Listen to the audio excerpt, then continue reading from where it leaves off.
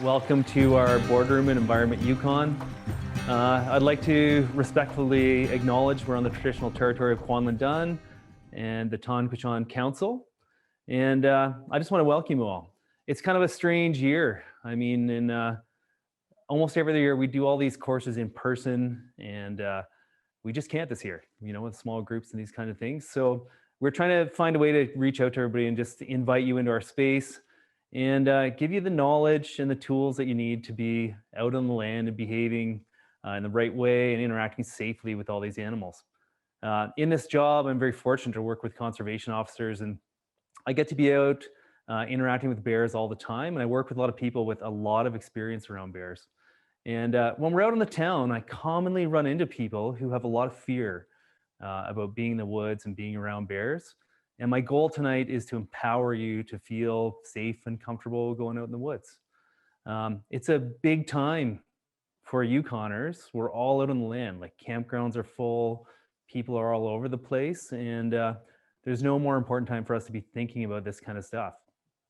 As spring comes around, I mean, the bears are out. I saw 2 bears myself yesterday, and they're coming out of hibernation. They're kind of tired, and they're rummaging around and they're looking for food, and they're coming to our communities. So let's get right down to it. We get phone calls all the time of bears around town, and I think it's really important that people know what bears are here and how to identify the different kinds of bears that we have. So we get a lot of phone calls like, oh, there's a brown-collared bear in my backyard, and there's a grizzly bear here, and you need to get here right now. And a lot of times we get there, it's a black bear. And I think it's important for us to be able to identify the 2 different species. So some of the things that people always think, like if a black bear is black in color, it's pretty obvious. But we have all kinds of different color phases of bears in the Yukon. So we look at this table down in front of me here. I've got some different pelts. This is a very classic traditional grizzly bear. It has kind of frosted tips on it, light colored, a brown kind of looking animal. But grizzly bears come in all different color phases in the Yukon. We've seen some that are almost black. We see dark brown bears. And then when we get to black bears, they have a really broad color spectrum. So this is a very traditional looking kind of black bear, and very black hide, easy to identify. And this bear over here beside us is also a black bear. It's cinnamon color, it's light brown. So let's talk about some different identifying features of these animals. So I've got a couple bear skulls here. This one is a grizzly bear. And when you look at it, you can see it has really big, broad cheekbones. Grizzly bear heads are broad, they're wide, they have a big dished face. The ears will look a little small on the side because their head is so big. This is a black bear skull. You notice it's got a really sleek, thin profile. Its nose is kind of long and slender. And when you see these bears in the wild, they commonly really resemble a German Shepherd dog. Their facial kind of markings. There's light brown on the side, they're all black around the face, they're long and lean. Some other characteristics that are like really common, when we get grizzly bears, grizzlies typically have like a big hump on their back. And I mean, that's a right away identifying feature that it's a grizzly bear in your presence. But let's look at some of the paws and the tracks. Before we do that, let's look at this one. This is an actual cast of a polar bear footprint from the north slope of the Yukon. Pretty neat, right? Look, it's like the size of my head. Pretty cool.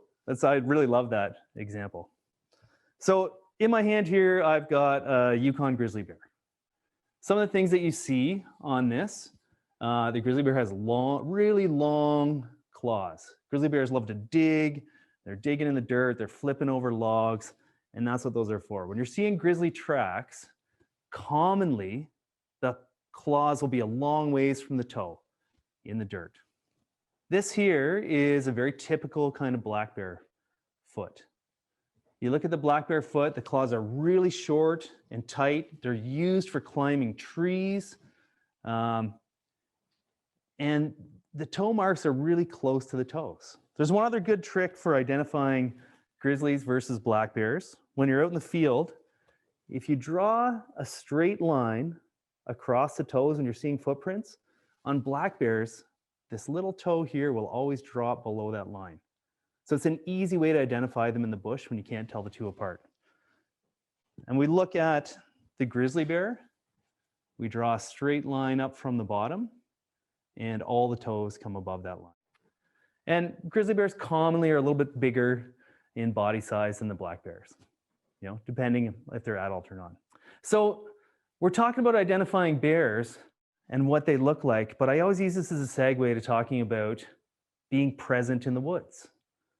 I mean, it's really important that we're out there, that we're thinking about our surroundings and we're connecting with our environment. I mean, we all live in the Yukon to have that wilderness experience and connect with the wilderness and the animals that are out there. And I have a great story about this, the importance of presence.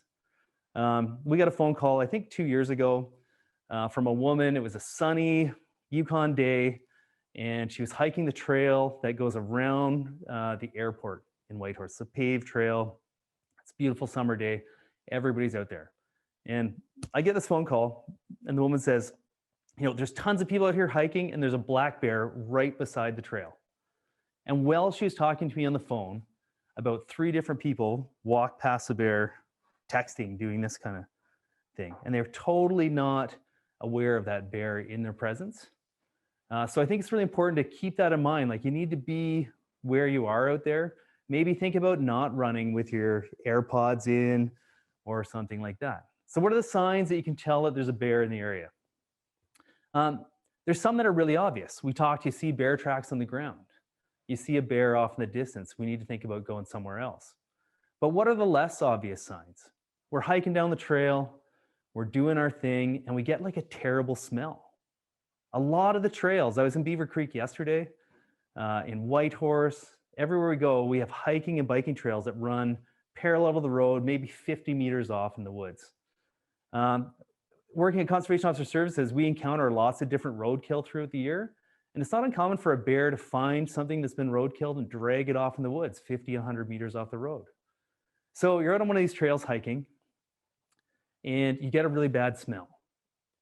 You need to be thinking, does a bear have a food cache in this area? Is there something around that we need to be thinking about? You're walking through the woods, and you look up in a tree, and there's a whole bunch of scavenger birds. There's like 5 ravens. Oh, on this walk, I've seen a bunch of gray jays. Maybe you need to be thinking that there's something cached there. There's some kind of food around that bear might want to be protecting that you're walking into. So other signs that aren't that obvious. You're walking through the woods. Bears don't want to be near humans. And if we're getting in their space, we're getting in their bubble. I mean, this year, has there ever been a more important year for bubbles? We're getting in a bear's bubble. It wants us to leave. It's going to try and tell us. And some of the ways it might tell us are subtle. We might hear some stomping on the ground. Thump, thump, thump, thump. We might hear some raking in the bushes, a bear running its claws back and forth. And lots of times they'll vocalize towards you. There's obvious ones, huffing, puffing, that kind of stuff. But there's less obvious things. And one of them that happened to me when I first moved to the Yukon, I didn't associate with a bear, is a clacking of teeth or a popping of jaws. So this clack, clack, clack sound or a pop, pop kind of thing. And it's not a natural sound. It's not something you'd automatically equate with a bear. So you start hearing something odd like that, and you'd be thinking, oh, maybe there's a bear in the area. Maybe I need to change my plan. Maybe I need to hike somewhere else. So how do we stay safe in the woods? The most common way and the best way that we can be out there is identifying ourselves as human. Bears don't want to be around people. We represent danger. We represent a chance for a bear to get hurt and a chance for a bear to not be able to feed itself. And traditionally, humans and bears have a relationship where we're not interacting together all the time. So the best way to stay safe is identify yourself as human.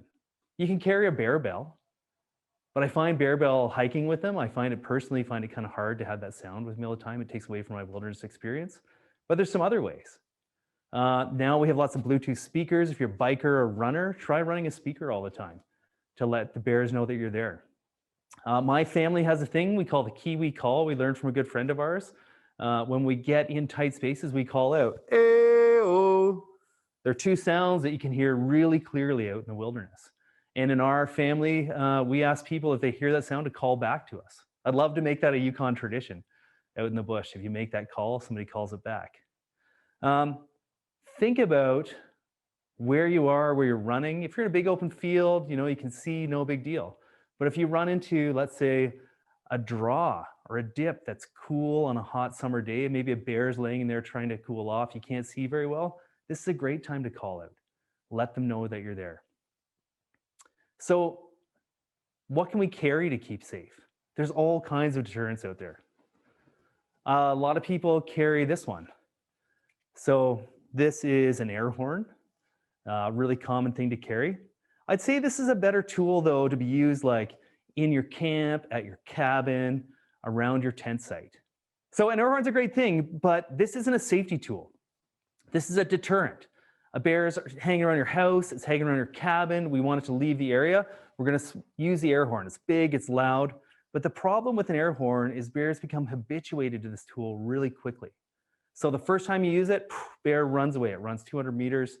You don't see it again. But the second time that bear comes back in, you use this, they're going to run off in the bush. Maybe you'll see them in a tree right away. The third time, it's not very effective. And bears that have been in town for weeks getting into trouble, people honking horns at them, honking air horns at them, the bears stop paying attention. And I think lots of us in the Yukon have seen a bear on the side of the road. You could drive right up to it and honk your horn. It doesn't even care, right? So another tool we see all the time is the bear banger. And this is like the air horn. It's more for scaring a bear away, but do you want to be carrying this thing loaded? These are kind of like a banger and a flare. It's a charged cartridge. It comes with an igniting device that we fire. But I don't want to be carrying this loaded thing in my pocket all the time. And let's say we come around a corner, we have an aggressive bear running at us. Am I going to pull this out of my pocket and screw the end on and aim? No way. Highly unlikely we're going to pull it off, right? So it's good in camp. It's good at your cabin. Things you have to be careful of with a bear banger. I'm going to unscrew this because we're inside. Things we've got to be careful of with a bear banger. They start fires. Also, bear bangers shoot like 50 yards and they explode.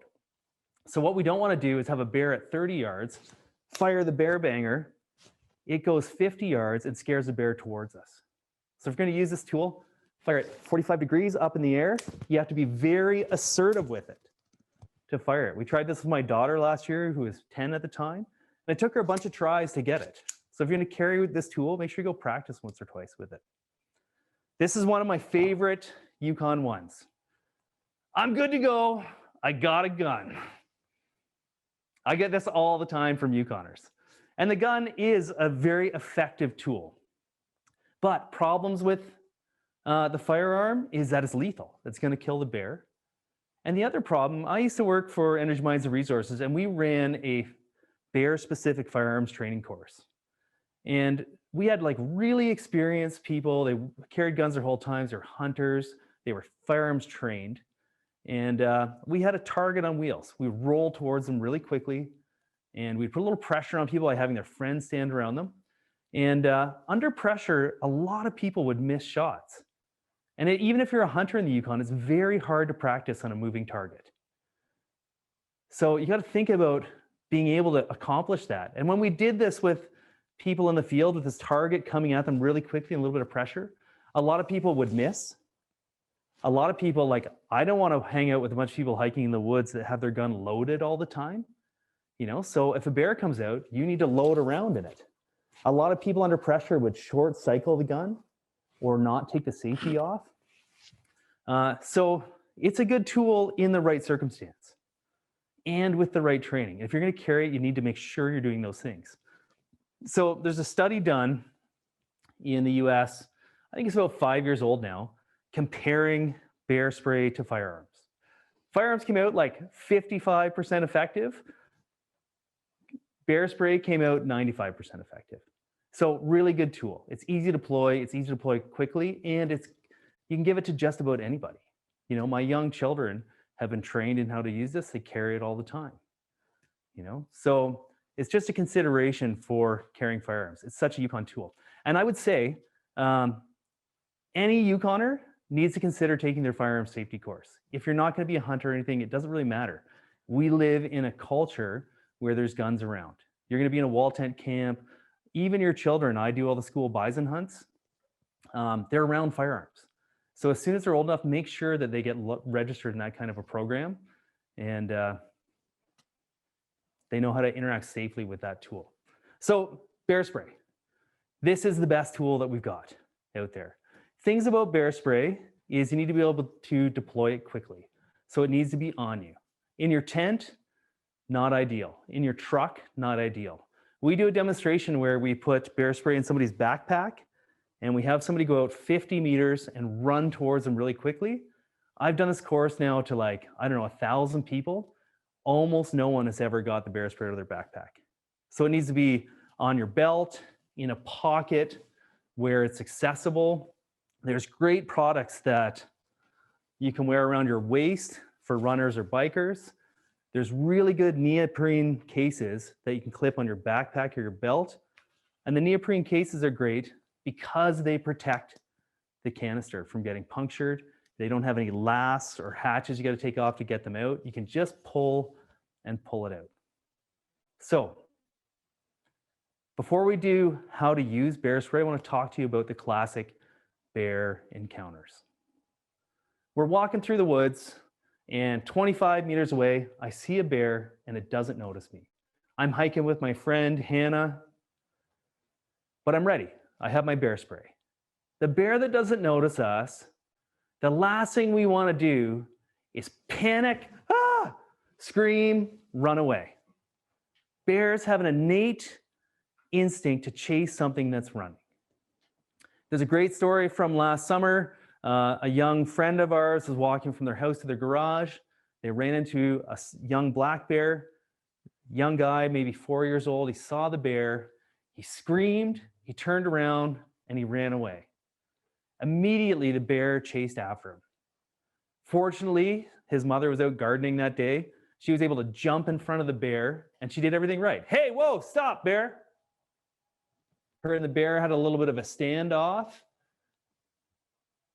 And, you know, she's holding the bear at bay. Everything's good. Eventually, though, she's kind of worried about her kid. She turned around, and when she turned around, she changed her interaction. She changed her posture, and the bear jumped up and pushed her over. And this is like really typical classic bear behavior. So what do we want to do? I'm hiking down the trail. The bear hasn't seen me. I'm going to try to not disturb it. I'm going to tell my friend, hey, Hannah, there's a bear right there. I've got my bear spray out. We're going to quietly try and leave the area, but we're looking where we're going. I'm standing sideways. I'm looking at the bear. I'm looking at the trail. The last thing I want to do is trip backwards over a stump and yell, and scare the bear and change the interaction. So what's the next kind of classic bear interaction? We get a lot of phone calls about this one. We're doing the right thing. We're hiking down the trail. We're calling, and we call out, and off in the bush, 30 meters away, there's a bear. The bear stands up. And this is the phone call we always get. A bear stood up. It was come to eat me. What do I want to do? I want to stay calm. The last thing I want, like if you ever worked with dogs or horses, if you're nervous and you sit on a horse, the horse gets nervous. If that bear stands up and I start shaking and I scream and I have pee running down my leg, I'm emitting fear pheromones. I'm acting odd, and the bear's looking at me and it's thinking, man, something is wrong with that person. Is there something I need to be worried about? Do I need to be stressed out? So we want to stay calm. We want to stay cool. We want to put our hands up, identify our friend, have our bear spray out. And this bear, that's just, when we look at the standing up bear, almost always, they're standing up, their nose is up, they're smelling the air, their ears are forward. This bear is trying to identify who and what you are and if you're a threat. So we're going to tell it, hey bear, we're just out for a walk. Everything's cool. I'm telling it I'm a human. I'm looking at it. I'm backing away to let it know I'm not a threat. I'm looking where I'm going. I've got my bear spray ready. Listen to my voice. Hey bear, everything's good out here. There's no problem here. It's all going all right. I'm calm, I'm steady. This is a common bear interaction. If you lived in the Yukon long enough, you've probably done this. And the people that I work with, we do this all the time. And I'd say this is like 90% of bear interactions, and it almost always works. So, what's the next bear interaction? This is where we need to talk about our presence in the woods and be thinking about where we are and how things are going. And we get some information on the way. So I'm hiking down the trail and I get a bad smell. I'm hiking down the trail, a cub runs out in front of me. This changes what we're thinking. What do bears want to protect more than food or their cubs? Nothing. It's what they care about. So I'm hiking down the trail, a cub runs in front of me, and then I see a bear. This bear behaves differently. And this is the kind of information we need to be logging that helps us make good decisions. This bear is trying to tell us, I want you to leave my cubs or my food alone. It does this kind of stuff. Ho, ho, ho, huffing, puffing, maybe some bluff charges at you. Lots of times, bluff charges comes in sets of 3. So this animal, its behavior says to me it's not hunting. If you're a Yukon moose hunter, you go out in the woods, you walk around the woods going, ha, ha, yelling and screaming, you're not hunting something. So this bear is trying to tell me, hey, I want you out of my space right now. We need to be firm with this animal. We want to be steady. I want to have my bear spray out. I want to have my hands up. Hey, that's enough. Stop right there. I'm leaving. You do your thing. If this bear comes close to you, don't be afraid to use your bear spray. It's non-lethal. It's going to change the interaction with that animal. It's going to habituate it to not want to be around people. So, what do we do if the defensive bear makes contact with us? So the defensive bear, we've seen cubs, we've smelled that there's a food cache around, we've seen scavenger birds all around us. We were out in the woods, we weren't making noise, we don't have our bear spray. This animal charges at us a couple times and then it makes contact with us. This is a bear, we want to cross our fingers. We want to cover our neck. If you've ever been to Haines, Alaska, in the fall, you'll see all kinds of bite marks out of the back of the neck. You're going to lay down, leave your backpack on, spread your legs, try to not roll over. When you read about these kind of encounters, bears like to swat around a little bit, and when they recognize you're not a threat, they're going to leave. Let the animal leave. Don't let it get 10 feet away and then stand up and run. Try and let it leave the area, get up, do everything else the same. We're watching where the animal was, we're looking where we're going. We're leaving the area.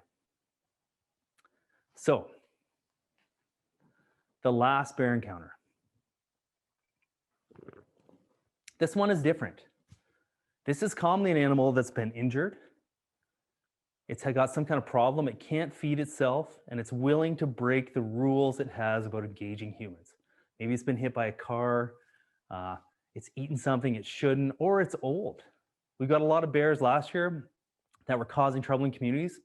One of them was 35 years old. It was missing all of its teeth. It couldn't feed itself. So it changed its interactions with people. So we come around the corner, and off in the distance, we see a bear, and it's doing this. It's moving slowly. It's moving steady. It's keeping direct eye contact. It's coming towards you kind of relentlessly. It looks like an animal that's hunting. It looks like a cat chasing a bird in the yard. When I was doing that, was it creepy? It's creepy, right? If you start getting the creepy vibe, that's different than the aggressive ha ha ha vibe, right? If you're getting the creepy vibe, you need to be thinking this bear is dangerous, this bear is hunting, right? So there's a difference there. So the hunting bear, a lot of stories about these kind of bears, people see them way off in the distance. A lot of surveyors talk about this. They're on a cut line, they see a bear far away, and it's kind of in their presence for like 45 minutes. They yell at it, maybe they shoot a bear banger, it goes off, it keeps coming back.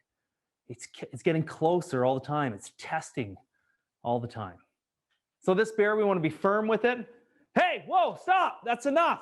I've got my bear spray out. I'm trying to, hey, leave me alone. You don't want to mess with me. I'm more trouble than you want. You want to be assertive. I mean, posturing, the message you put out is important, and the way you put it out is important. Hey, I'm big, I'm tough, I'm not worth the trouble. What do you do if this bear makes contact with you? You mean you get that creepy vibe, you don't have your bear spray? This bear makes contact with you. This is a bear that we want to fight. We want to punch it in the nose. We want to poke it in the eyes. We want to focus on the face area. It's the most sensitive place. Pick up a rock, pick up a stick, anything you can do to fight it off. I've been using this description all the time. I read once, the number record stabs with a Leatherman is 27. Try and beat the record. Do whatever you can. Be assertive, be aggressive, fight as hard as you can. That's kind of the heavy part of the lecture. Okay, so let's get back to bear spray and how to use it. I've got it somewhere accessible. For me, I like it in this pocket on the side. Here's how I want to use it. I want to identify myself as human. I want to look big. Hey! So I'm going to yell. When I yell like that, does it make you start a little bit? So identify yourself as human. Use your dominant hand. I'm going to reach down to the canister. I'm going to put one finger through. So dominant hand. I get a lot of students that want to do this. They're holding it with two hands, this kind of stuff. We got one hand up, my dominant hand out, my finger is through. I'm a reasonably strong guy. If I pull straight back on this orange tab, it won't come off. So it's really important to pull up just a little bit. It flips right off, like super easy. Let's do it again. So I just flip up just a little bit. It comes right off. I want to use gross motor skills. I want to use the pad of my thumb, the big part of my hand. Under a ton of pressure, a running bear coming at you, the last thing I want to be doing is trying to contact this with one finger. So big part of my hand. This canister has 3 to 6 kind of 1 to 2 second deployments. So I've got it out. I want to do a 1 to 2 second deployment. I'm going to do a Z or a circle pattern to spread the spray out. And then I'm going to reassess and try and give myself some space from the animal. So let's piece it all together. I'm on the trail. I haven't been making noise. I come around the corner. There's a bear right there. These kind of bears are bears that have been surprised or startled, so things happen fast. A bear runs out. Hey, whoa, stop. Shh. I'm backing up. I'm looking where I'm going. Pretty fast, right? You compare that interaction to trying to pull a gun out off your backpack or off your sling, putting a shell in, taking the safety off, I'd say pretty effective. When we're done this, if you go on YouTube, there's all kinds of videos of effectively using bear spray. It takes a very small amount to work. So bears' noses are hundreds of times more sensitive than ours. If you get this on you, it's really terribly painful. For a bear, it's a very intense experience. So I get a lot of people when they pull it out, they aim it up a little bit like this. I have had some students pull it out backwards. I think this tool, when I started teaching this course, we didn't do how to use bear spray properly. And it's amazing how many people have been carrying this tool their whole lives. They've never practiced with it, never learned how to use it properly. So I encourage you, the kind of bear spray I have here is called Inert. You can buy it in town at Coast Mountain Sports, Changing Gear. There's multiple locations to get it. It's inert. It has no pepper in it. So you can go out in the bush and you can try it out. And I encourage you to do so. If you have an old expired bear spray, please don't go spray it in the woods. We had somebody do that near a playground a couple years ago. A bunch of kids got into it. And I think that like every squirrel, bird, whatever that lives in that area is not going to love you if you practice it out there.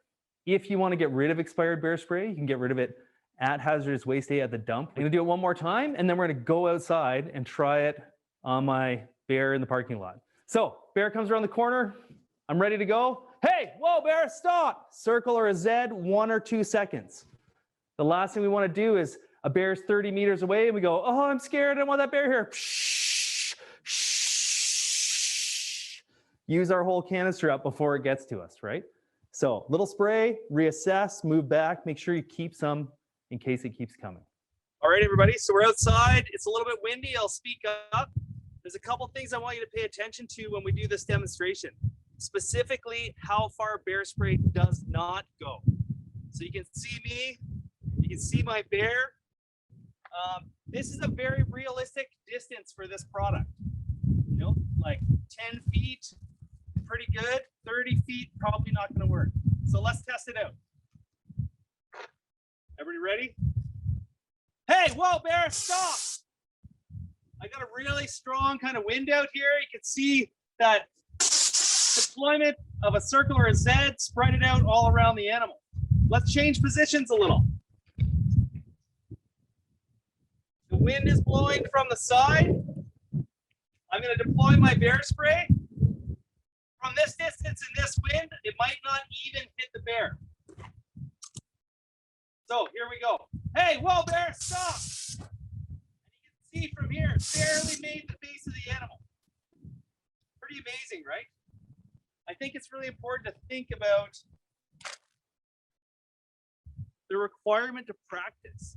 Imagine being that close to an aggressive bear coming at you and not having practice. It needs to be an innate reflex. The experience has got to be terrifying to be that close, and you want to be able to pull the stuff out, use it effectively.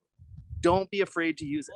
This summer, if you need to use your bear spray, go ahead anytime you feel uncomfortable. And if you do, I will personally replace it for you if you're worried about the 38 bucks. Okay, I mean, it's really important to see that the distance is really short on that product. So don't be afraid to use it when you need to. Just a couple points before we do questions. In Whitehorse, we go to a lot of bear calls every season. Almost every single time, it's the result of garbage and attractants. So really, when we're done this, think about going out, walk around your property, make sure your garbage is secure, think about your compost. If you have chickens, WildWise, Yukon Agriculture has programs to help you get a small, simple to install electric fence. And it's a really important thing to do in our community. If it's garbage night, wait till the morning of to put your garbage out. We have a lot of problems with garbage out the night before and bears going down streets, knocking bins over and getting in. And as soon as a bear's had garbage, that high energy, easy to access food, it's going to come back there forever. And it doesn't end up well for anybody. And when you have bears coming in your yard, it's not just you that's in trouble, it's your neighbors and the kids at the playground and on the street. So think about that stuff out there. One of my last points is I'm the hunter education coordinator. Outdoor skills are handed from person to person and generation to generation. So all of you on this call just received a new outdoor skill. And now it's your responsibility to pass it on to somebody else. When you go to the trailhead with your friends, have a little talk. What are we gonna do if we see a bear? Make sure they got their bear spray in the right spot. If you're downtown and we have a foreign tourist here and they're walking down the street and they have the zip tie on here that makes it so they can't open their bear spray, stop them. Have a quick chat. Tell them how to do it. Thanks so much for being here with me. I'm going to do questions in a second. It was really fun to do this tonight. It was like totally new for us and we're trying really hard for you all. And it was a nice way to get the information in the community. So what we did, we had people here answering questions in the chat box the whole time. And what they did while I was talking is they summed them all up on a board behind me. So I'm going to read them off and we'll answer the questions. How far does bear spray deploy? Boy, like I've been doing this. I've spent like 50, 60 of these in the last 2 weeks teaching courses. I was in Burwash yesterday in Beaver Creek and Haynes Junction. Not much farther than like 20 feet, kind of 9 meters, if it's dead calm. If there's any wind at all, it has a dramatic impact. It's very close, the distance. You can't see how far my camera guy is, but he's like right at perfect range right now, 3-4 arm lengths away. Wind really impacts it. If it's blowing in your face, don't be afraid to use it if you have to. The consequence is serious. Tips for bikers. I have a great tip for bikers. Bikers get in trouble all the time. They're traveling fast, they're traveling quiet, and they're traveling in bear country. One of the best systems I've seen is you can buy a $2 water bottle at Icicle Sports. You put the bear spray in it, you cut the top off, put the bear spray in, tape it in, it goes in your water bottle holder. Another thing that's good is play a little tunes on a Bluetooth speaker if you're on your bike. And in the tight sections, like you're in car cross, there's some tight, windy sections in the trail, and there's a couple corridors halfway up the mountain where the bears travel. Make sure you yell out when you're there. Tips for tenters. There are amazing, really lightweight electric fences now. They don't even weigh a couple pounds. So don't be afraid to carry one and put it on your tent. I've had a bunch of friends do it. It really works. Think about your tent location. Try and be somewhere where it's open if you can, where you can see. Think about storing your food in a safe location off site, hang it up. There's lots of bear-proof containers. And really, I'm in the land all the time. I've had problems and seen problems when my camp isn't clean. And I work with the park wardens all the time. And they talk about dirty campsites bringing bears into everybody. I'm just going to read this one. Hiking with dogs off leash. Dogs, like everybody wants to go hike and you have your dog off, and you got to be really careful. A lot of times a dog will see a bear, it will chase after the bear, it'll get intimidated by the bear and turn back and bring a bear back to you. So, we all want to run our dogs off leash. Just think about your dog, how it's going to react in that situation, if it's worth it in that space and place. Is safety different with polar bears? What an awesome question. I've had the good fortune to be in polar bear country a couple times, and they're certainly aggressive, or they can be aggressive. It depends if you're near a community where they're habituated to people or way out. I've had the good fortune to be way out in the tundra, and when they see movement, they like to come. You can definitely use bear spray there if you're in the park where you can't carry a firearm, but in polar bear country where I've been, lots of people are also carrying firearms. I love this one. How common are bear encounters? In Whitehorse, I've been personally chased a bear off the SS Klondike, the clay cliffs behind town, like multiple times a week in the summer. The Millennium Trail, very common. Riverdale bike trails, like all the time. And we get phone calls almost daily in bear season when people are out there. But the upside of that is we can be having all kinds of bear encounters that work out. You don't need to be afraid to go in the woods if you're doing it right and you're prepared. Here's a great one. Can I show the skulls side by side? Yeah, I'd happily do that. Pretty big difference between the two, right? Like one is almost twice as wide as the other. And let's do it this way. Unfortunately, my grizzly bear, this one lost his teeth on the road trip this week, but they're pretty impressive when they're in there. What if the wind takes the bear spray away from the bear? That's a really good one, and I think it's a really real possibility. And this is why we have to do short deployments and keep a little back. 1-2 seconds, reassess, move back. But I have to tell you, if that bear gets right to the edge of your bear spray, stick it in his nostril and spend the whole can, rest of the can on him, if you're that close. This stuff really, really works. What do you do if you get bear spray on you? It's super painful. It makes it hard to breathe. It makes your eyes water. If you don't store it properly in your car or anything else, it's highly probable it will go off on you at some point. I had a person on a trip last year sit on theirs on a sharp rock and it went off. Lots of cool water on your face. Get out in an open space. Don't go in and get in a hot shower. It opens your pores up. Everything runs down. It doesn't work out well for anybody. So cool water, mild soap, lots of it. Are there typical spots for bear encounters? I'd already talked a little bit, like I've seen bears everywhere in Whitehorse. I've seen bears all over the communities, but some places are travel corridors. We see a lot of bears at the Carcross Cutoff. We see a lot of bears on the bike trails in Riverdale, like a lot. And areas where there's access to food. I hope everything that you needed was in the talk tonight. We do a much longer, like 2.5 hour one, but tonight I just wanted to bring you the fundamentals, make you feel comfortable in the woods. I would say if you have kids, make sure you have a talk with them. If you have a kids group, come to my office and I'll give you one of these things that they can practice with and try with. We're happy to help you out. And we want to do our best to keep our bears and our community safe. We can do it really well here if we do it right. Have a good night, everybody.